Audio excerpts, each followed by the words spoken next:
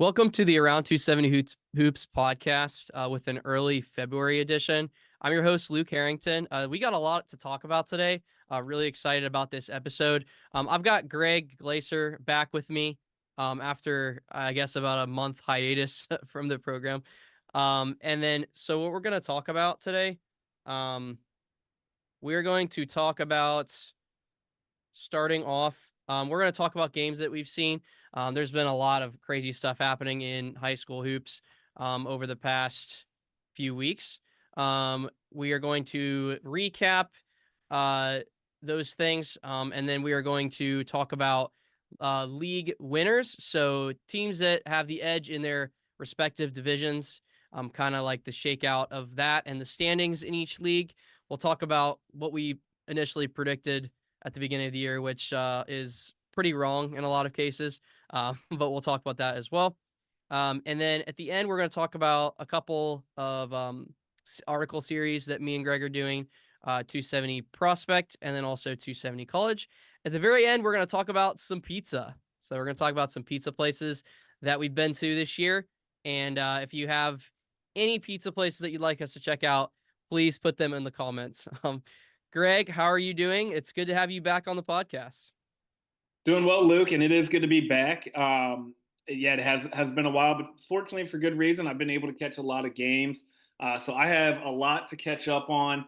You know, it's crazy to believe we're really kind of entering the final stretch of the regular season, and it's one of those things where there's a handful of things I feel like I'm pretty confident I know about some teams.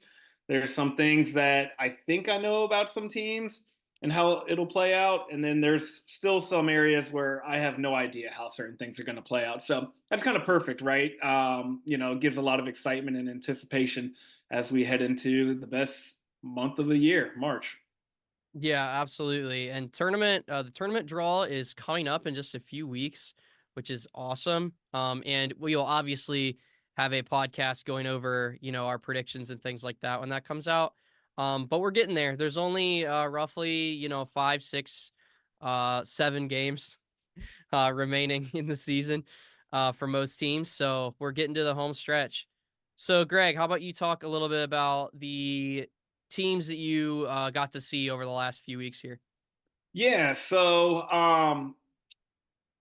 It's been, like I said, probably a month or so around the holidays that I've been on the podcast. But like I said, I've been able to catch a lot of teams lately. The first team I want to talk about is someone I got to see last night for the second time this year. And that's Westerville North, the defending Division II state champions. And they are absolutely on a roll right now and putting themselves in a position to repeat. I wasn't at the game against St. Ignatius where they won by, I believe, 18 points, and that was kind of one of those games where you kept getting score updates, and you're just like, oh my goodness, like is this really going on? And not to say that didn't expect Westerville North to win, but they were smoking St. Ignatius pretty much through the first half, and my understanding is they played a lot of their reserves in the final quarter of the game. So really, even that 18-point deficit or 18-point advantage win that they had really wasn't reflective of how dominant they were against St. Ignatius. And what I had heard was just one of those nights that North was playing about the best that they could, and Ignatius just had a really off night too. But I called Westerville North last night against Westland, where they won again by a 20-plus point margin. They've now won 9 straight games by an average margin of 26 points per game, which is pretty reflective of what we saw from them last year, and especially in their tournament run. And I think really what kind of had an epiphany about watching Westerville North and covering them for the last 2 years at least. And what I love about Westerville North is not only are they really talented and they're really deep, but I just love their composure and I love their character and how they're so even keeled throughout the whole game. So what I mean by that is when I'm watching Westerville North, whether they make a really good play and a highlight type dunk or a great three, they don't get too high on themselves. They're not celebrating, they're not showboating. They get right back on defense. And then if something doesn't go their way, a bad call, I don't ever really see them, you know, talking to the refs. I don't see them getting too low. I don't see them getting too emotional.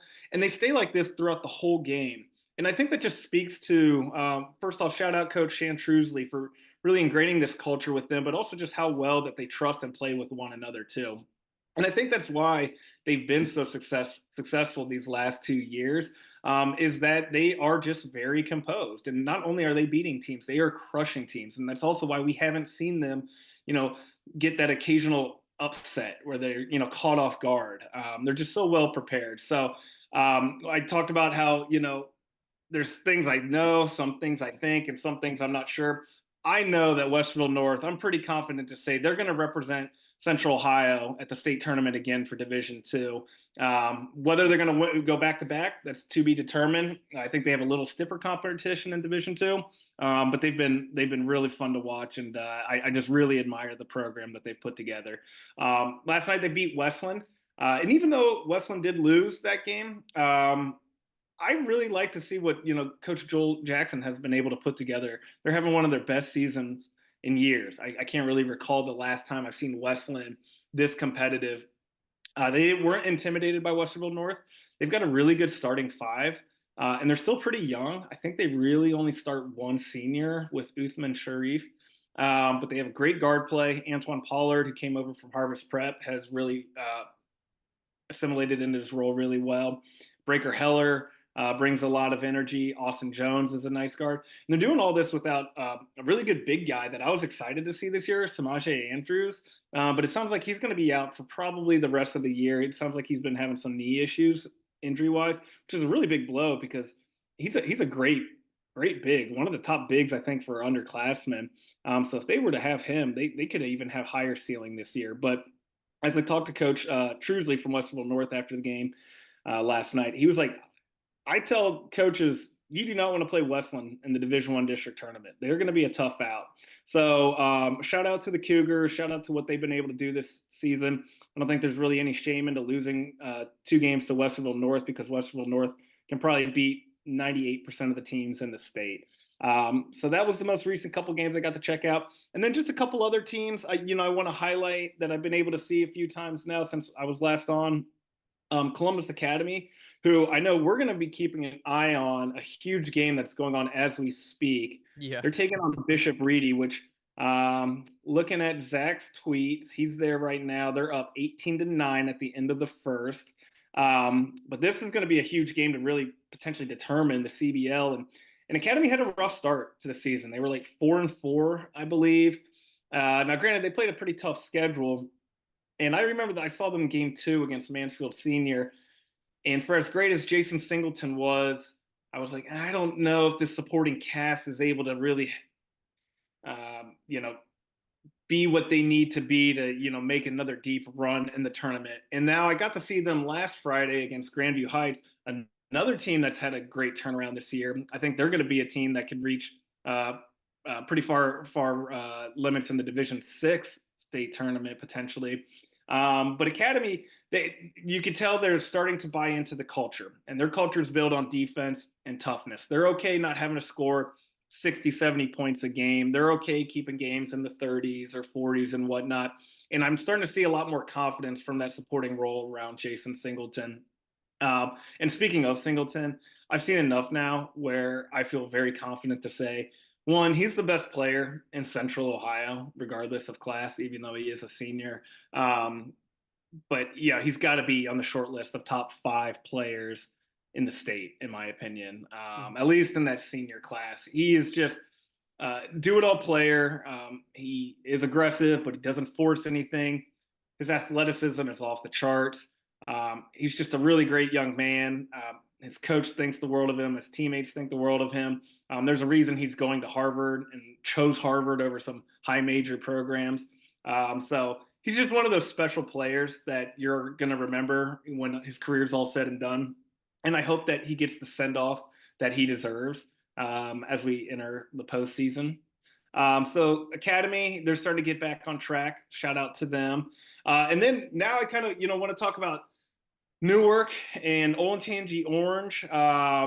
These are, Division One. We're starting to kind of try to figure out who the top teams in the region are. And Newark, for the longest time, looked like, okay, they're the clear-cut number 1. They were undefeated until Hilliard Bradley got them on a buzzer beater this past weekend. But I got to see them play Olentangy Orange as well. I've seen Orange 2, 3 times now in the last month or so. And I remember saying before I saw Orange play Newark, I was like, I think this is one of the teams that could give Newark a hard time. And they gave Newark all they could handle for 32 minutes, even though Newark was able to come out on a win. I think if those teams were to play, 5 times, that could be split 2 and 3 wins either way. So I think we're starting to get a little bit more clear of a picture of what this Division One region is starting to look like. I feel pretty confident in saying Newark, Bradley, and Orange, and not in any order, but I feel pretty confident saying that those 3 teams that I've gotten to see quite a bit now kind of are starting to stand out. And then there's a tier below them that I think those teams are good. They're going to be tough in the tournament. But I think those 3 have been the most consistent. Well, at least in Orange's case, they've been pretty consistent ever since they kind of got healthy and got some experience and got over the football state championship hangover, if you will, with a couple of those guys coming back from that. But I expect those 3 teams to really be the ones to competing for a regional title. Yeah, the Olentangy Braves might have something to say about that. So I real quick on them. That's a good point. I wanted to shout them out. I admittedly have not seen them in person, so that's why I've been a little reserved on sharing that. You got to give them recognition for the success that they've had this year. If I'm being nitpicky, I'm looking at their schedule. There's not necessarily a win that wows me. Yeah, it's You not know, it's not as strong. Yeah, they for just sure. recently beat Liberty by a pretty good amount, and Liberty's good this year, but they're not great. But I have some reservations still, and that maybe that's not fair to Olentangy, and I'd love it if they want to prove me wrong. But Luke, do you remember last year, Mhm. Hilliard Darby had a Yeah. really strong record in that conference, and we're That's all actually the game that we met at in person. I Is know, right? And we were they were both playing yeah. Kaufman in the tournament. They had a way better record than Kaufman. They were the higher seed, I want to say, Oh, and yeah. they I think they were like 17-3 or something like that, and they're on the record for the season. And then they kind of got smoked by a Kaufman team that was just kind of middle of the pack in their division. So fair enough to Olentangy, I still kind of have that taste in my mouth about Darby's success last year, where I'm like, all right, I got to see Olentangy beat one of the big dogs, one of the Mhm. top 5, top 8 teams before I feel comfortable putting them in that tier 1. I hear you on that. I mean, shout out to the Braves, Coach Fiesel, maybe his best team he's ever had there. Um, but you're right. We talked about that league not being very strong, and they are undefeated, and obviously they have not lost a game in Ohio yet. Their only loss was in I believe it was a Florida showcase type deal. Okay. So they did have a nice buzzer beater win. Jackson Mangum, Yukon football commit, hit a layup at time expired to beat Berlin, which is one of the coolest moments that I've seen. I wasn't there in person, but I could see, the highlights from that. The Braves again, I think we can say what they are based on what they do on Saturday when they play Orange. So Yeah. they play Orange, and they can knock them off. I think the Braves are top 3 team the in the Central District for D1. Totally Um, fair. And even if they don't win, but it's a close game, mhm. that to me tells me, okay, that's a serious team. Now if they Yeah. beat by double digits, and I'm like, okay, maybe in that tier 2-ish kind of range. But Mhm. no, shout out to them. Winning is winning. And you can only Yeah. beat the teams that you have on your schedule, and they've done that, and they've done it in some blowout fashions, and then they've also had some really close games. So they're winning games that require some pressure to Mhm. overcome. So Yep. definitely in that category of I'm not so sure yet about Olentangy. So Yeah. we'll see. There's a few other teams like that. We can get to that a little later too. I'll just cover kind of some of the games that I was able to watch. So, Flying to the Hoop was a few weeks ago in Dayton. My favorite event of the year so far. Lots of high level games and high level talent. I was only able to cover 2 games there, but I was able to cover 2 games that are kind of out of our area, but they were still really good games. Wyoming, which is in Cincinnati for Division 4, they're still undefeated. They were able to beat Huber Heights Wayne, who right now is the 2 seed in Division 1 over in that Cincinnati Dayton area. region. And that was a great game. Shout out to the Cowboys. They look like they're on a collision course in D4 with Maysville, who I'll get to in a second, for a state championship appearance. They're undefeated still. They have a stud point guard, Kellen Wiley, who's going to Ashland. A good big man, Carlisle Billingsley, who's also going to Ashland. And then they have Devin Evans, who's a D2 shooter, one of the best shooters in the state. And then a little guard, Darren Gray, who just committed to Capital. So, congratulations to the Cowboys so far. They looked awesome. I was also able to see one of the more anticipated games of the whole weekend, when Lima Senior took on Brunswick. Lima Senior is up there with Westerville North as one of the best teams we think in D2, and I think they're kind of on a collision course right now. We'll see about that. Uh, and then Brunswick, they're one of the top teams in D1 in the Cleveland area, and they have Ohio basketball candidate Trey Drexler, who Lima Senior's athleticism did a really nice job on him in that game, and Trey ended up with 20 points, which is very typical of him. But he struggled. He didn't make his first three till the fourth quarter, things like that. So Lima Senior got a win. They're a great team. I believe they still only have one loss this year to Lakota West at home by 2, who most people think is the best team in the state. So Lima Senior really good. I really hope for basketball sake that they end up meeting Westerville North in the state championship. Well, we'll get a preview too. Oh, that's right. They play each other at the end of the year. I forgot Which is about that. wild. Yeah. It's you don't really get games of that caliber that aren't in your league this late in the season, especially Hmm. out of region games. So kind of an interesting, and also not to mention Westfield North does play Olentangy Orange on Tuesday also. So Oh, that's North is yeah. I keep forgetting. And I just talked to Coach Kalo about this. I've seen Orange a lot this year. Olentangy Orange has the number 3 hardest schedule in the entire state. They've played some insane competition. They're 10-6, but again, you and I both think of them as a top 3 team in Central Ohio, probably in Division 1. And that's why they have those losses because they've really challenged themselves. yeah, I think that Coach Kalo and that team is fine having a whatever record if it Yeah. means that they're going to be playing their best basketball going into March. It's a lot easier to forget some of those early season losses or even, a loss to Westfield North. Not saying that's going to happen or whatever. But if that gets them prepped for the March run, winning a district, a regional, maybe a state, that no one will remember what happened at the first half of the regular season. No, of course not. And then yeah, I like talking about just to talk about the Pioneers a little bit more. Orange got their revenge at Kaufman. So Dublin Kaufman, first game of Olentangy Orange's season. I covered it. Was able to go on the road and beat Orange. Orange's first home loss in about a calendar year. Orange is just playing their best ball right now. They go on the road and beat Kaufman. Their pressure defense is elite. Coach Kalo kind of talked about it a little bit with me about getting to the high hip and on offensive rebounding, so they're able to stay in front of their guy and pressure full court even on a rebound. It was really interesting. I'm not going to go into big detail on that, but the game was phenomenal. Lots of scoring. Senior Reed Wilson was very aggressive early. And, he ended up with the leading score or most points for Orange that night. Trayton Schroeder only had 8 points, but he did a lot of other things, which he does. And not to go off on a tangent, but shout out to Trayton, who just committed to Ohio Dominican for football and basketball. So congratulations to him. If there's And real quick anybody, on that, yeah, go for it. shout out to Trayton.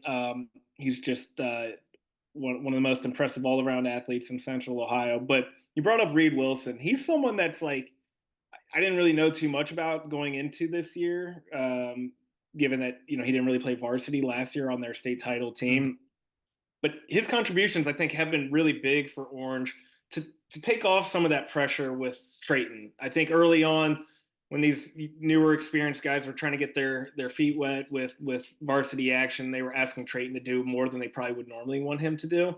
And I think Reed has been one of those guys that has really stepped up and become a pivotal scorer, a nice do-it-all player, and he's one of the reasons why I think Orange is again, a top three team in the region. Yeah, I agree with that. Just a quick wrap up that game specifically. Orange had it well in hand in the second half. They're up 18.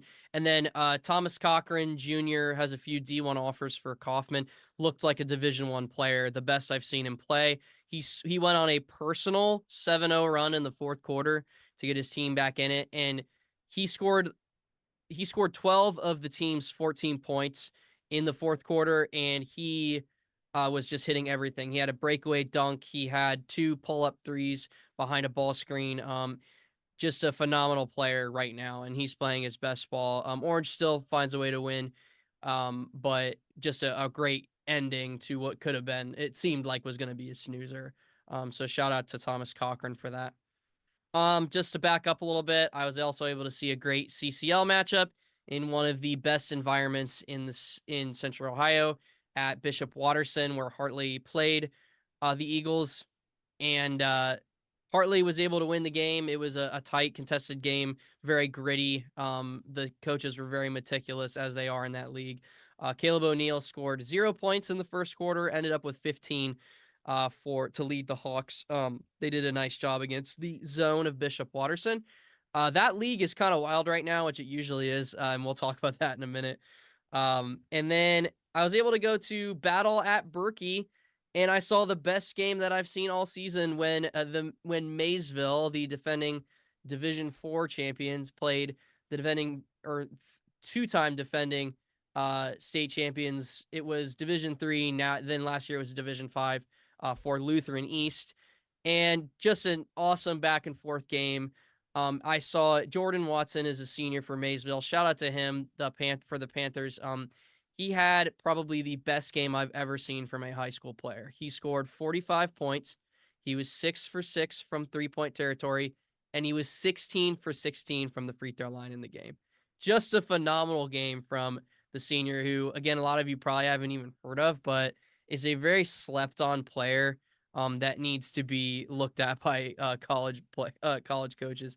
And then defending D4 player of the year, Gator Nichols had a ho-hum 26 points as well. Lutheran East, most people thought they were the best team in the state.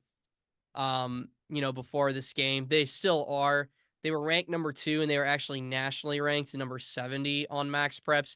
So just an awesome win for Maysville. Just a small town team that just finds ways to win, has that winning DNA. And I'm just so impressed with that program. Yeah, that And seemed awesome. yeah, That was like the whole internet was talking about that game, and shout out to Maysville. I think as good as they are, it still felt like they were like the underdog in this, they absolutely were the underdog. Yeah, in given terms, that yeah, it's yep. small town public school versus private school and a metro, large metro area like Cleveland and whatnot. I mean, shout out to both programs, but I think you get the fans buzzing a little bit more when you see that small town school beat off a big dog. Yeah, they basically brought the whole town with them too. It was on a neutral site at Smithville High School, but it was don't get me wrong, a Maysville home game. And they did a nice job. Those fans did. Lutheran East still a really good team. I think something catastrophic would have to happen for them not to four-peat, which has never been done in OSHA history this year. With Dylan Ziegler, who has 3 Division One offers as a sophomore, 3-star, they're going to be just fine. And then I guess the last thing I'll talk about, I didn't actually cover this game, but I did end up going. Big Walnut is they were able to survive Worthington Kilbourne. Big Walnut's struggling this year, and the biggest reason is that Brody Hatfield, their senior point guard, hasn't been able to play in a while because of a wrist injury. So Big Walnut's still trying to figure things out. Carson Shull, a phenomenal junior, had 28 points, and he had 25 after halftime. One of the best shooters in the state. He's also 6'7". So he's a great player, and a borderline Division One player in my opinion. Um, so that's all I have for the games that I've covered. Just real quick, which something I skipped. Just a couple news and notes. So Dublin Kaufman took a big hit. Their senior leader Gabe Schmidt is out for the season with a broken collarbone. It actually happened against Cincinnati Aiken on Saturday. the game after they played Orange. He had a chase down block in the third quarter and broke it. So unfortunate for Gabe, he's out for the season. Yeah, And I it'll be didn't. his last game in a high school uniform. So that's a bummer. I hate hearing that so much. I didn't learn that until today, when you were sharing this with me, and that these are just things that stink. Injuries are the worst part in sports, no matter Hmm. the level, right? And I feel bad about hearing this news in multiple ways. First, I feel really bad for Gabe. I like Gabe a lot. I think he's a really good kid. I think he's Hmm. a really good player. Probably, honestly, one of the best.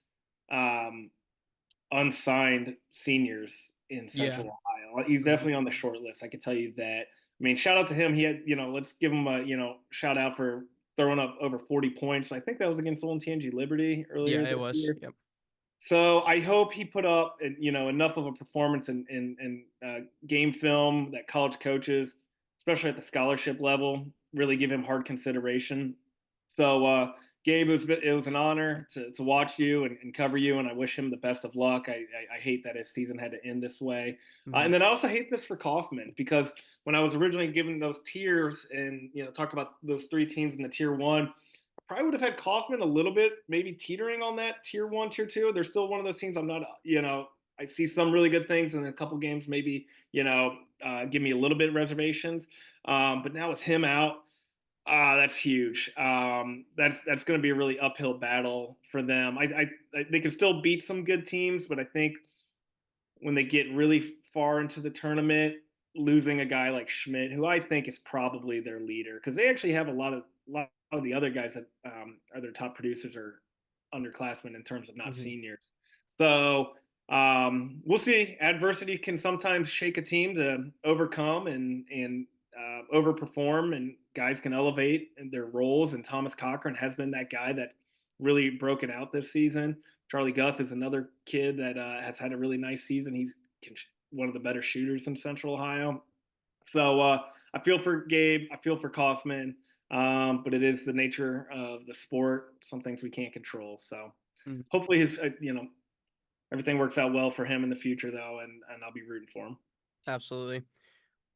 This is a big game for just the state in general. So, and it was on. Jason actually did a really nice video about this. But the two top teams in Division One are from Cincinnati area, theoretically, and on the Max Preps and all that. They actually play each other. So Princeton, and Lakota West. So both teams only have one loss on the season, I believe. And Princeton touts. I mean, I saw Princeton play Orange. They beat them by 30, which was nuts. And then Lakota West, they had a very close loss in one of the best games that I've seen. Highlights of when they played high level prep school La Lumiere at Flying to the Hoop. So that's going to be a great game. And I believe tickets already sold out for that game. So, uh, you know, good luck getting Tickets in there at this Well, point. tickets have sold out, but as of about 6:30 today, they are moving the game to the Cintas Center. Both Lakota West and Princeton agreed to move the game, so there will be probably more than enough seating for both of them. and that's where Xavier Oh, plays, yeah. right? Yeah, Yeah. correct. Right. That they'll be playing it at Xavier. Wow. Okay. The tickets did sell out in under a minute. The biggest thing I'd say about Princeton is though that Cam Mercer will be able to play in this game. Yeah. Because he obviously, even when they beat Orange, he was not. He was still recovering from a wrist injury. And I do have an update. I am currently watching the live stream of Walnut Ridge and Afrocentric. Afrocentric is up 3 with about 4.5 minutes to go right now. So Oh, wow. Okay. Yeah. So, let's actually, after this news and notes, we'll kind of get into what that means too. Keep updating us if you can, Jason. That would be greatly appreciated. And just because I'm looking at it now, I see Yeah. Academy is up 33-20 on Reedy. Okay. So So, like we're getting into here, so tonight, actually, as we speak, Walnut Ridge and Afrocentric are playing, um, for close to a de facto, City League South, title or a City League championship game appearance. They still have other games in the City League, but if Ridge wins the game due to the tiebreaker rule, they will be representing the South in the championship division. And if Afrocentric wins, they will be. assuming that both teams went out after this. So close game. Stay tuned. We'll keep giving you updates. And then this is an actual de facto championship game in the CBL when Columbus Academy right now they're at Bishop Reedy. And Reedy got Academy the first time, but this is essentially the championship game for that division. So another huge game going on right now. We'll keep you guys posted on those two. And then yeah, we already talked about Trayton. Congratulations to him on going to Ohio Dominican. So let's go ahead and move down to the league. So right now, we've already just talked about the City League South. So let's go ahead and skip ahead to the City League North. Centennial has it pretty much locked in that they will be representing the North if they're not already clinched. They're undefeated in the City League North. They beat Northland twice. And just a shout out here to the leading scorer in the City League right now is Deshaun Fiore, a point guard from East, who's averaging 23.4 points a game. So just a shout out to Sean. Great kid. I've seen around some AAU circles and got to see him at our camps and things like that. Just an electric personality. Just someone you always want to be around. So just a great job for Fiore. He is in one of my unsigned senior articles that we'll talk about too. That I think a lot of us, smaller colleges need to look at this kid for their point guard position. Yeah, and shout out to Centennial. We anticipated them to contend for the City League North Division, and they've delivered. And quite honestly, outside of a kind of a weird stretch like around the holidays where they got smoked by Walnut Ridge and then lost to Bexley, they've been really impressive this year. And Keon Bonner is a candidate, I think, for maybe Division III District Player of the Year. I know he's got some tough competition. Maybe with like Ja'Kai Calloway or Caleb O'Neill even from Bishop Hartley. But I just think it's kind of cool that we'll get some new blood in the City League title game, and Centennial has absolutely earned that. Northland, of course, has really ran that division for a long time, but if it wasn't Northland, it was probably like Beechcroft or Linden would always kind of be in the hunt. So for Centennial to get this moment, not only should they have their eyes set on winning that game, but I think they can make a really nice run in the Division III tournament. They just have a really good quality squad. So shout out to the Stars. They've been one of the better stories of this season. Mm-hmm. So let's just jump into CBL since we already kind of talked about it. Columbus Academy and Bishop Reedy each have one loss. Reedy beat Columbus Academy. And then Reedy lost, I believe, to Grandview Heights, if I'm correct on that. Okay, so Columbus Academy win tonight will give them the championship. And they were ahead by 13 last time we checked. And then if Reedy wins at home, then they win it. So awesome game going on right now. Looking forward to seeing the highlights. Check out our Instagram. Zach's gonna come up with a video for us. Looking forward to seeing that. Jump into the OCC. So the OCC Central, it really just comes down to two teams right now. So Olentangy Orange and Hilliard Bradley. Orange had two early losses, back when they just weren't the same team. And Bradley only has one loss, and it's to Orange. So Orange will be at Bradley on February 13th. That's next Friday. And if everything else plays out, that's going to be your city or your OCC Central Championship game. It'll be a share if Orange wins, but Orange beat Bradley both times. So take that as you will. But if Bradley wins, then they are the outright OCC Central champion, assuming that they take care of business with everybody else.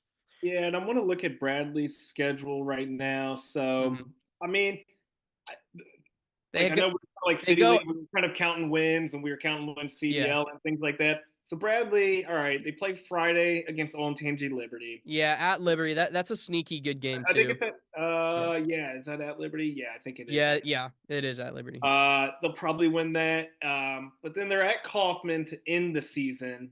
So a week after their game against Orange. I would put Bradley probably favored in that game, but I wouldn't at all say it's an easy win for them. No. So like if Orange does beat Bradley, and then they tie them in the division there, and then Bradley loses to Kaufman, and then let's see, Orange then plays out. They've got Arlington, probably win, but again, not a gimme. And then they've got Liberty, probably going to win, but not a gimme too. So yeah, I could see them winning all these other games, but I think it's going to be one of the few leagues that actually come down to February 20th, the last game of the regular season. So Yeah. shout out to that division, though. It's definitely one of the top divisions in the state. Yeah, I think it's the top division in Central Ohio for sure, and it has been for a while. And yeah, in the state, I agree. So OCC Buckeye, this is another good one. So Newark is undefeated in the league, and then Reynoldsburg only has one loss. And the cool thing is that they play each other. So that same day, there's going to be some really good games on February 13th, next Friday. Newark is at Reynoldsburg, and if Reynoldsburg can win, and both teams take care of business the rest of the way, they will share the title. If Newark wins, then they outright win it. So it kind of comes down to that game, which is really, really cool. Yeah, so I was at that first game where Reynoldsburg was at Newark. That Newark won pretty comfortably. I mean, it was a good game, but Newark was in pretty good control in the fourth quarter, and it was a weird game. Like, but Jordy Bowens and Xavier McKinney both were held to under 10 points. I don't want to say combined, but I know they were each in single digit scoring. And then Jake Quackenbush for Newark was under 10 points as well. And it was like, and I think at halftime, like only one of those guys had scored. It was still a really high quality game, but we're talking the three scholarship players, three of the top seniors in the region, really being held to minimal points. It just made for an interesting game that I didn't expect. But what stood out though was Newark. I think you got it. We've talked about Quackenbush a lot, but their backcourt with Ty Brown Brooks and Ty Gilbert is one of the best in the region, and I think they are just as much a credit to their success this year as much as how good Jake Quackenbush has been. But I'll be interested to see. I think Reynoldsburg felt like they didn't play their best game against the Wildcats, and I anticipate that they're going to be really fired up and motivated to prove that first game was a little bit of a fluke. Now that said, not many teams can beat Newark, so you can be all motivated and fired up as you'd like. That doesn't mean you're going to win either. But with that at Reynoldsburg home court, that's going to be a really good atmosphere. So I'm going to be really torn on what game I want to cover that Friday the 13th between that and then Bradley. Yeah, we'll get it figured out, but I'm gonna head to Newark Reynoldsburg that day. So I've already decided because I haven't seen either of those teams this year yet. Okay. So that's quick update here, but Afrocentric 64 won at Ridge 62 with about a minute to go. Afrocentric just scored to retake the lead. So oh my goodness, you saw how the atmosphere is there, Jason, on the live stream? It's very Walnut Ridge. It's very good Walnut Ridge Afrocentric game. It's at Walnut Ridge. The crowd is very into it. Shout out to Hoopro for having the live stream tonight. Oh, yeah, Hoopro doing that. Yeah. All right, nice. That's electric. Yeah, if you're not watching that or doing both, stay tuned and we'll keep giving you updates. Appreciate it, Jason. Do we have an update on the Reedy? Yeah, let's see here. The Columbus Academy. Okay. Right now, it's nothing like live podcasting. I know, right? I don't think I've seen anything from Zach since halftime. All right. Well, next time we do, we'll keep refreshing. We'll let you know. Okay. All right. So moving on here, the OCC Capital, Westerville North's got it in the bag. They've blown out everybody. They do play Big Walnut.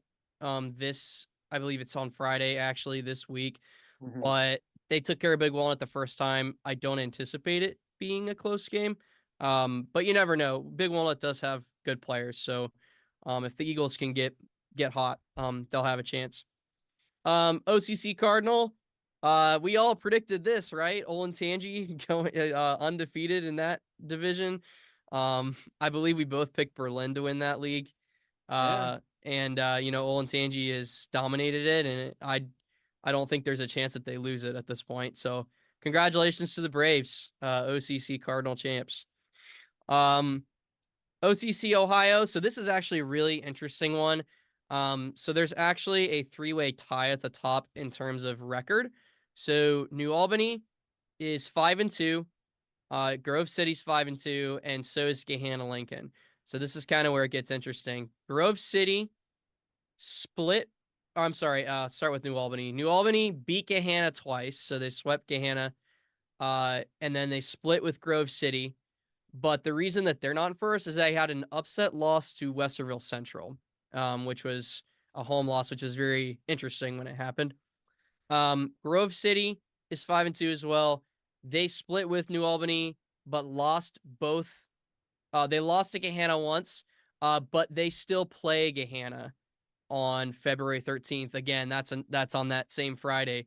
Friday the 13th. That's going to be a heck of a heck of a day for high school hoops in Central Ohio. And then Gahanna lost both to New Albany, but beat Grove City. So there's still a lot to sort out there. Yeah. If I were to guess, I will say I think. Well, I guess let's see. So Grove City, they play Yeah. Gahanna. So I'm looking at. So my first instinct was that New Albany is probably the best out of those three that I are up. think they're the best team, but do they have the best chance to win the league? Right. So, Probably, but because yes. So they have an here's what I'm easier looking. schedule. Yeah, they got the. I think they can win it out. Central Crossing this Friday. Next Friday, pick North, Mhm. and then the last Friday of the season, Westerville Central. I think they should be Yeah. favored and win all those games. Probably, even though Pickerington North is probably the toughest matchup out of that. I went to the game when it Yeah. was at Pickerington North earlier this season. New Albany was clearly the better team in my opinion, at least from top to bottom. And I have to imagine they'll just have complete revenge on the mind against Westerville Central. So Yeah, I agree. my crystal ball says they go 3-0 to finish out that division. So that would mean Gahanna or Grove City would have to go 3-0. And they Yeah, both can't because they play each other. yeah. So one of them would have to go 3-0. Yeah, I'm gonna My take money's on New Albany. I'm gonna take New Albany. But I guess there's a chance that there's a share somewhere in there. Oh yeah, definitely could happen. Definitely could happen. And then CBC, so Central Buckeye Conference, Jonathan Alder and Indian Lake both have it wrapped up, which was our predictions at the beginning of the year. So, congratulations to us. Jonathan Alder and Kenton Trail 7-1. Indian Lake is 8-0. Jonathan Alder's still an interesting team to me though, because they have some weird games. So they lost to Hilliard Davidson the other day. It was actually yesterday. Hilliard Davidson only had 3 wins on the season before that. I did not expect that. And Jonathan Alder has some games like that are kind of odd. They have some good wins. Like they had a good revenge win against Urbana at home after an early season loss, and then they also beat Bishop Watterson. So they have some great wins this year, but then they also have like some weird losses too. They're still probably the favorite in the region, in the Central region for Division 4. But they are an interesting team that seems a little inconsistent. And then shout out to the top players in that league, Danny Bentley, and Mason McDermott, who we mentioned on, I believe, our initial podcast, both scoring or tied with 18.6 points a game. And then Brady Reisinger, who we talked about for Indian Lake, 11.1 rebounds a game, which is crazy to have that many rebounds a game. But so shout out to those guys. And then the CCL, again, it's always kind of a toss up. It's right now, there again, each team hasn't played a lot of league games because there's only 4 teams in the league. But Bishop Hartley, DeSales, and Watterson all have one loss, and they all they all like beat each other. So Hartley lost to DeSales, DeSales lost to Watterson, and then Watterson lost to Hartley. It's So wild. yeah, if that makes any sense, right? Which just shows that the teams are really evenly matched. They all play each other again. Right. And also St. Charles is in there, which is a good team this year. It would be a very uphill climb for St. Charles to win the league at this point. Yeah, But they probably won't win the league, but I could still see them winning any given game. yeah. They've been another surprise turnaround team this year, and Hmm. I'm actually going to cover their game Friday at Bishop Hartley. Hmm. And Hartley only won that first matchup at St. Charles by a point. Yep. So I'm very eager to see how that game goes, and We originally, I think, at the preseason, were thinking that Hartley was probably safe to consider the favorite to win the league, but only took a couple weeks into the season and started thinking like, oh, this actually might be a more competitive league than we were originally anticipating. So I expect that to go down to the wire, especially with, I mean, Hartley. I'm looking at their schedule right now. They've got 5 games left, and 3 of them are league games. So Yeah. it's gonna be. I mean, that's basically like the best way to start prepping for your tournament right now if you're a CCL team. Yeah, Hartley plays a tough schedule too. They also play at Maysville later in the year, which is a phenomenal game. Oh yeah. Maysville knocked off Hartley 2 years ago in the state tournament on a buzzer beater.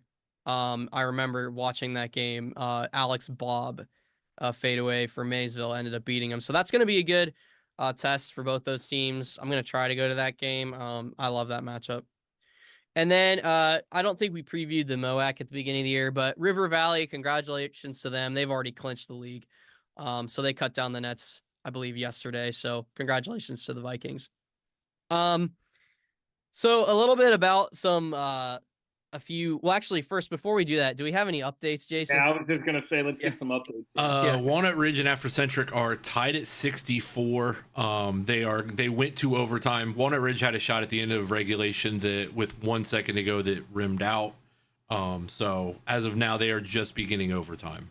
Oh gosh. Okay. And Thanks. I'm on Zach's Twitter.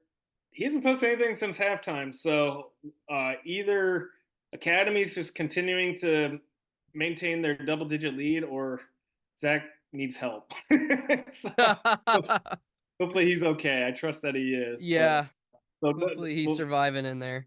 Like, Yeah. All right. Literally Oh, 7 seconds ago, Columbus Academy 48, Bishop Reedy 29 at the end of the third. wow. Okay. So well, So good thing it looks Zach's like okay. that unless there's some miracle, the Vikings are going to come back from a slow start to the season and win the CBL. So if that happens, congratulations to them and Jason Singleton and that group. That's a special turnaround of a season right there. All right, so we a couple things we're branching off and doing a little bit is me personally, I'm doing a series of 270 prospect where I'm just going to do prospect write-ups. I thought there's a lot of unsigned seniors this year in Central Ohio that need some recognition. And so I've written 2 articles so far. A few of the guys I've talked about is Maysville's Gator Nichols, who has a few Division II offers but hasn't committed yet. Trayton Schroeder's on there. He's obviously committed, so he's no longer on there or on the board. Gabe Schmidt, who unfortunately ended his season with an injury, but is still a really good prospect and will definitely play high level college basketball. A few other guys, Deshaun Fiore from East, like we talked about, Marquise Lucas from Walnut Ridge, and then Deontay James from Northlands. Also, another Maysville guy, a tall shooter, Kane Rorig, and then a couple other guys, Jordan Kaminsky, who's a high-level scorer for Heath High School that you've probably never heard of, and then also Boston Pearson for Grandview Heights. So those are just some guys on there. If you get a chance, please subscribe to our Substack and check out our articles. We do several a week, so that's what keeps 270 going. We really appreciate that. And Luke, Yep. I thought that was a great series, and I'm glad you gave recognition to a lot of these guys that deserve recognition. These are some really impressive players that absolutely can make a college program better. Mm-hmm. A couple guys I would just add that you didn't highlight, at least just verbally speaking here, maybe in the articles. I want to say Ty Gilbert, Newark point Mm-hmm. guard. He has just been a stud this year. He has really been a key piece of Newark having one of the best seasons that they've had in a very long time. Little fun fact about Ty is he's a really good golfer, and he is looking for a program that'll ideally allow him to play both golf and basketball Mm-hmm. too. Yeah. Okay. I think of like a program like like an Otterbein or a Denison or Ohio Wesleyan or someone like that could probably accommodate him if they're cool letting him go out on the greens in the fall. It's a lot safer than football, so I'd like to think that they could be able to manage that. But they pick him up for basketball. He's just a really gritty guy that is a good shooter, makes some really tough plays. I remember against Reynoldsburg, he just had this giant scratch across his like whole shoulder. So he just plays his butt off. So I wanted to give him a shout out. Then I think a couple guys that whether they're JUCO or NIA or Division II, like a Marcus Hemphill, who's now at Groveport, could maybe help a team. Daniil Krylov from Northland just offers like a really good size and versatility. I think he's been battling some injuries some. So plenty of talent still on the board in Central Ohio. So I know a lot of college coaches are hard at work, and hopefully they're checking out our content and reading our articles and watching our videos and able to see there's some players that can really help their programs going into next year. Yeah, the series is not over, so Oh, nice. yeah, so I'm gonna continue it Good. because I just keep thinking of more guys, and so obviously I don't want to put like 50 of them or And whatever hey, I I want to want give to. another quick shout out. Last night, Westerville North, I thought the player of the game for them was Jacob Midhani. I think that's how you pronounce his last name. He's an unsung hero for their team. He doesn't necessarily get the shine of a guy like Tony Cornett, who, by the way, is just really taking his game to a next level. And I see why he's becoming a really big Division I prospect. Or Elijah McCree, who I believe you highlighted in one of your I articles. actually did not, but he will be in my next one. Okay, so Yep. I think Elijah had 8 threes against Ignatius. Yeah, So he has a strap for sure. but Jacob's their best defender. He's their glue guy. He's someone that they'll put on the other team's best scorer, and so sometimes that, and we're guilty of this. Sometimes we'll notably highlight the guys that are scoring the most points, this and that. But we know it's role players like Jacob that make teams great, and so I think he's another guy that can help a small school. Yeah, agreed. Um, okay, so did you want to mention your 270 college? I know I think you have one article right now. Yeah, And so talk about that a little bit. this is something I've done every year since I've been working for 270 Hoops. This is my 6th season, and you get so invested in watching these great players at the high school level that naturally you build a relationship with them. You love watching their games, so I can't help but just keep following them at the collegiate level. And just to make it a little more simple, I did an article on all the guys that are scholarship players at the Division I level and did a midseason recap on how they're doing. And I want to say, and now granted, I made my list of just the players that graduated from one of our local high schools. So if like a guy played for 2-3 years here and then went to like a prep school, like for their senior year, I didn't include them. But the guys I highlighted on my first team, first off is Dalen Swain at Texas. If you guys Yeah. haven't been following college basketball, Dalen Swain is by far the best player on Texas. He is putting up, do I have stats in front of me? Yeah, 16.9 points per game, 7.1 rebounds, 3.3 assists, and nearly 2 steals a game. I think he's a future NBA player. He's at least Yeah. getting his name out there for it. The one area he could probably work on is his 3-point shot. That's probably his one weakness that he can still work on to improve. But his athleticism and his two-way ability on the offensive and defensive side of the floor, I'm almost curious to see if he'll make one of the all SEC teams. I don't know about first team, but he might make the second or third. So he's been awesome. We all know about Devin Royal. I'm sure a lot of us watch Ohio State. Ohio State's doing all they can to make the tournament. I'd love to see them make the tournament. I think everyone can agree that Bruce Thornton is the best player on the team. And then there's probably an argument between Devin and Junie Mobley on who's the second or third best player. But Devin, he's definitely doing the type of things we saw him when he won a state championship and Mr. Basketball at Pickerington Central. Then a couple other guys. Shout out to Amani Lyles at Akron, who's in a senior year. He's the guy that when he left Beechcroft, I think Akron was really the only school at the time that was willing to, still recruiting him and willing to offer him a scholarship. And he's now looking like a first-team All-MAC player for an Akron team that has made the tournament 2 years in a row. And yeah, Miami is up front of them by a game. But Yeah. I wouldn't be surprised if Akron's the team that could potentially knock them off. And Lyles has just been a force. He's scoring 15 points a game, 7 rebounds a game, leads his team in rebounds. So he's been impressive. And then a few other guys just to shout out. Chase Walker, of course, is making an impact for Illinois State. He's probably their best player. Javon Garcia at McNeese is doing really well for a team that's also been in the tournament. And then I love this story. CJ Anthony, Mm-hmm. he's at Iona. We all remember him from Harvest Prep. He still is the all-time lead scorer in Central Ohio. And I think kids need to hear CJ's story because what he has done is not what a lot of kids have the patience and discipline to do. And I don't hold that back against anyone. I don't know if I could, but to catch you up, he committed to Cincinnati. He did a prep grad school or post grad year after he graduated from Harvest Prep, and then committed to Cincinnati as a walk on.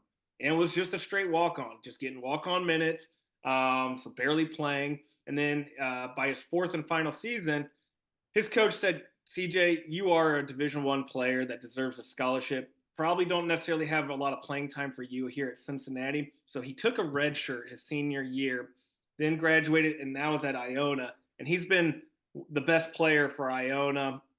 He scoring almost 14 points a game, over 5 assists a game, which at the time I wrote the article was 35th in the nation. So just a great story and example of hard work pays off, patience pays off, discipline pays off. And I'm so happy to see him getting the opportunity to show off his game at a high level. Yeah, just a few other college guys that I've been able to casually observe this year. Um, obviously the Division One guys. Devin Brown is actually a starter right now at Davidson College, which is really cool, and he's having a nice season. D1 Player of the Year last year for Olentangy Orange. And a few others. Jesse Burris, he's getting more time with Ohio University. And then obviously they've got AJ Sheldon and Javen Simmons, who are all from Columbus area, and they're all contributing for the Bobcats. And then some like lower level college guys, just a couple. I think the improvement is very notable of Ohio Dominicans Derek Goodman, who played at Berlin. He he's just a different dude. Like he's one of the best players on that Panther team who's having a pretty nice season. And he just wasn't like this in high school. Like he's a killer now. Like he can really go get it. They did a nice job developing him. So shout out to Derek. He's become a real hooper. Yeah, and a couple Yeah. guys, if I could add real quick on that too. So you mentioned Devin Brown. He's now become a starter as a true freshman for Davidson, which is a little surprising. Not because of Devin, but just it's really hard to start as a freshman. But it's also now saying like, man, he was really darn good at Orange, and it's a reason why he's starting now. But also Tyler Crop has started the last Hmm. few games for Northwestern. So now, granted, his numbers aren't anything that jump off the board, but to be a true freshman starting in a Big Ten program says a lot about Tyler Crop's potential and the fact that he really belongs in probably maybe the best conference in the nation. But I'm glad you shout out Jesse Burris. He had to sit out his entire true freshman year with an injury, and he's starting to get some rhythm and playing time. And another guy who's getting a lot more playing time is Caden Norris, who's with his brother Keaton at Samford. They're both starters. Cade went to Illinois State for his freshman year. Didn't really play too much, but he's been a really productive player for the Bulldogs. And now his true sophomore year too. So it's cool seeing some of these guys that have been around for a while that we've already mentioned.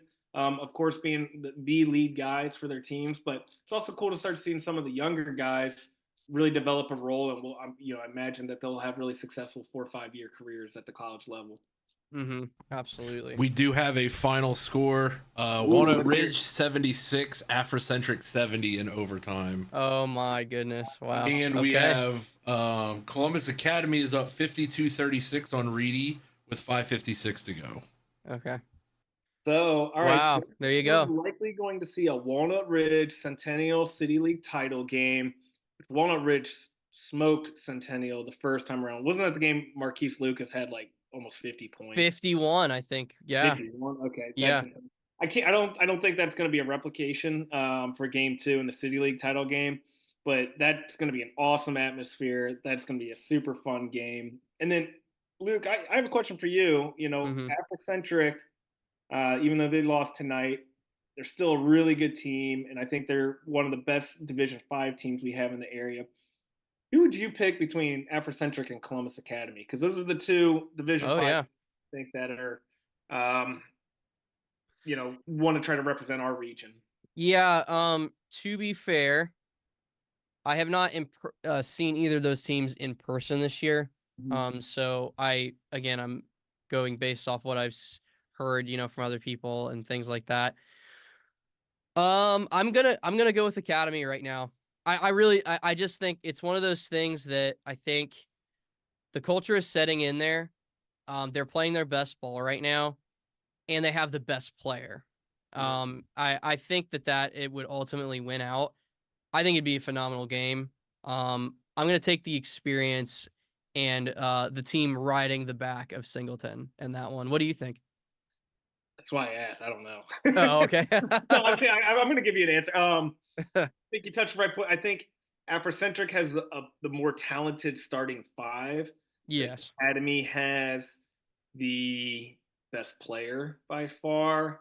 Um, Academy's played they both have played pretty good schedules too. Oh man, I'd love to see that game in the tournament though. I don't know how it would work out when we'll see how the tournament draw goes. I'll, Mhm. I'll lean Afrocentric for now, just because I'll go with their depth and I'll go with their overall talent. But man, that would be an awesome game. I'd love to see. I know. Yeah. All us hoop junkies hope that happens. Okay. So we're just gonna end real quick. I guess actually let's get to this question that Coach Anthony Kalo at Orange asked me, which in an interview, which I thought was really good. What are the best atmospheres in Central Ohio? So Coach Kalo said that some of his, which you have on here, he said Newark was definitively the best one. To be honest, I've only been there once, and it was when I was coaching. So, um, and we won the game. So, the crowd wasn't very loud, but I definitely can see it. They've got the seats all the way around the court. And, that town is crazy for their team and they have a lot of success. So that helps. They have the number of all time wins that they, flip at the end, which is if they win the Yep. game, which is really cool. Um, Rivalry games, Kaufman was another one that Coach Kayla mentioned. And then one that I mentioned that I thought was the hardest place to coach in, mostly because of the noise in the arena, was Bishop Watterson. So Watterson is super, it's a super echoey gym. So if you get a full crowd there, you just can't hear anything. And I love that, and it just makes it just that much more of a feel like a big game, when a CCL opponent is there. And obviously the road team brings all the students and all that for CCL rival games. What's your take on this? Yeah, so definitely agree with Newark. I've been there, multiple times, but twice this year, and um, you don't get that type of feeling very often, I should say, where it seems like the whole town comes out no matter what. And Newark still does that. It has a tremendously proud fan base. A lot of times I'll be sitting in the stands and I'll be talking to folks that have been going to games for longer than I've been alive, type thing, and they just love their Wildcats and just the nature of the gym. It just feels packed, and it kind of gives you that if you're nostalgic about the era of the years past where it was just packed high school gyms. Newark still brings that, even in 2026. So love going to Newark games. Love the old school feel of the gym, and then it's more about just like who the matchups are, and I think really you get the best atmospheres with rivalry games. So I like when Olentangy Orange plays Olentangy Liberty, because all those Mhm. kids know each other. They bring out giant student sections. Maybe they like each other off the court, maybe they don't. But when they're playing, you can tell they don't. Same with their fan bases and student sections kind of going at it. So I love, a rivalry between two teams in the same school district. I also really think that you get that with Reynoldsburg and Pickerington Central when they play, no matter really what the records are. Those are two schools that are not very far from each other. They're not in the same, obviously, school district, but they're close to each other and they're usually in the same leagues. And you just kind of feel a lot of tension in those games. And it's the type that brings out, whether it's students or whether it's people in the community or just basketball hoop heads. Love those.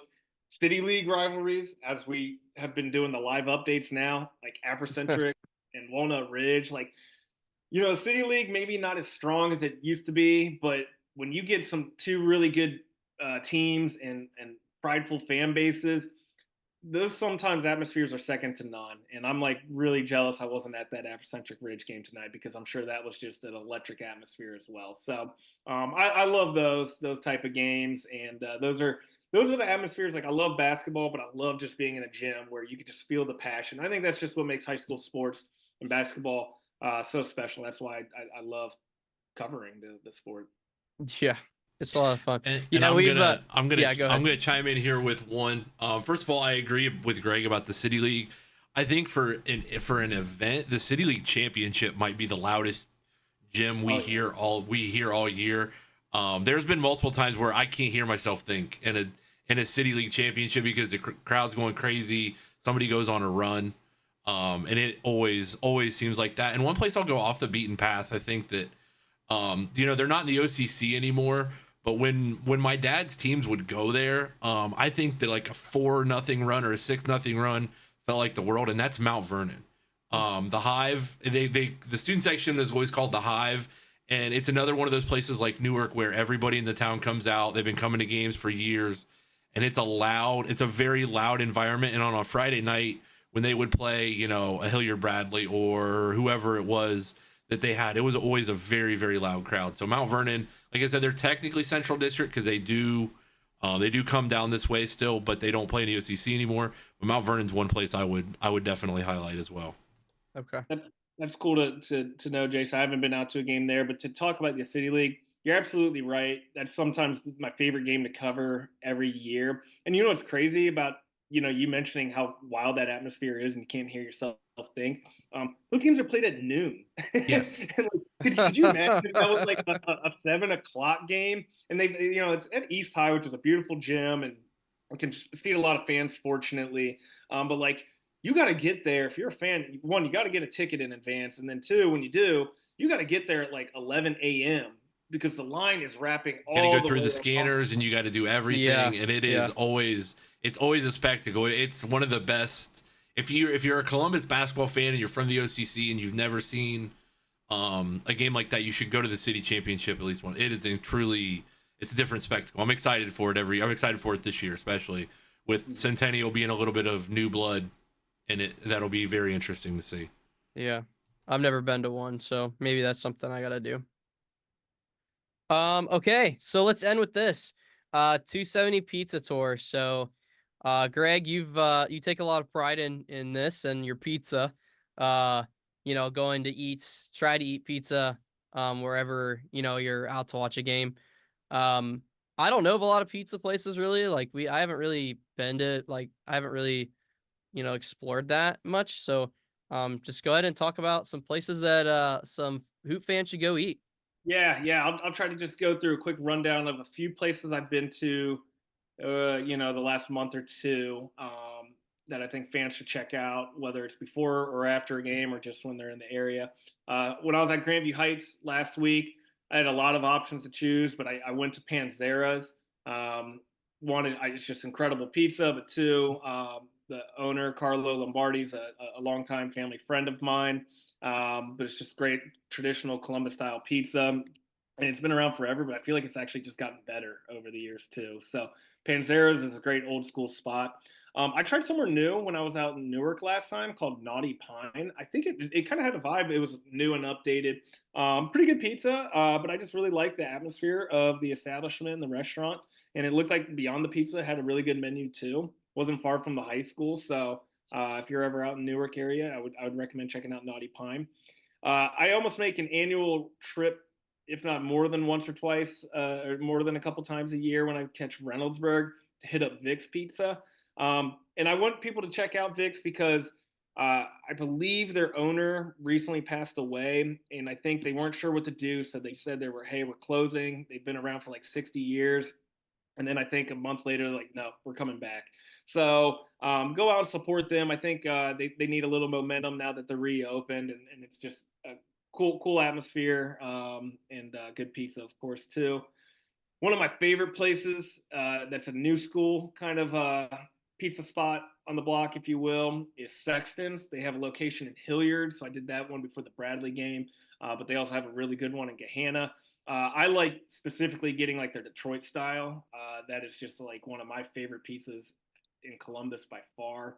And then I tried a cool place when I was out at Big Walnut in Sunbury.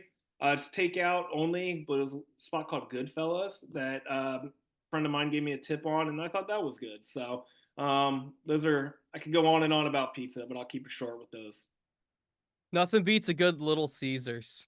You know, I'm actually a big fan, but no, I won't. Obviously, I won't highlight them. I just have like a couple that I've been to this year. I haven't been a Trailblazer as much as you, but uh, Giordano's is my favorite pizza place that I've been to in Ohio. It is the really cheesy Chicago style pizza, and there's only I think 3 locations in the country. The one that's in Westerville is I believe it's the only one in Ohio. And then they have one like one in Florida too. That's my favorite place to go. Just beware. It's a lot of food, so you can really only eat like 2 or 3 pieces before you're really full. But it's awesome, you know, pizza and just the best cheese that you're gonna get anywhere. And then Tommy's Pizza, which has been around a long time, in the Upper Arlington area. Uh, that is a place that whenever I go to a Golden Bears game, I like to stop at Tommy's. Let's just go ahead and read a couple comments. So we've got just one here from John Disbedo, I guess. Emilio's West I'm sure Side, it's pronounced Best Side. DiSabato is my guess. What's that? I'm guessing it's John DiSabato. I'm Oh, guessing. okay. It was, you know, it's all together. It's hard to read. Have you been to Emilio's before? Yeah, and it's awesome. That's a Okay. great choice. West Side, right, like Sullivan, Georgeville, I believe. Legendary place. So John is spot on with that suggestion. Okay. All right. Well, that's all we got. I appreciate everyone who tuned in live. If you weren't able to listen to the whole podcast, you can go back and listen to it on YouTube. You can also subscribe. There is a little bell that you can push that notifies you when we're live. Uh, Usually, obviously, if you've followed us, we do pretty consistently every Wednesday night. But we'll occasionally we'll release some bonus podcasts. I'm actually going to do a bonus podcast, hopefully this weekend, with the three seniors from Maysville High School to talk about their state championship run last year and their win over Lutheran East. Also, we'll obviously do a podcast when the bracket comes out. Picking the games and kind of previewing the matchups, which is going to be an absolute blast. I can't wait for that. So if you'd like to be notified for our live stuff, please push the little bell. Also subscribe if you haven't. Go follow our social media at 270 Hoops. You can follow me and Greg on X and Instagram as well. But other than that, Greg, I appreciate it. Let's do it again soon. Tournament time is soon. It's the best time of the year for basketball. Thanks, Luke, and thanks, Jason, for producing for us. Yeah, thanks, Jason.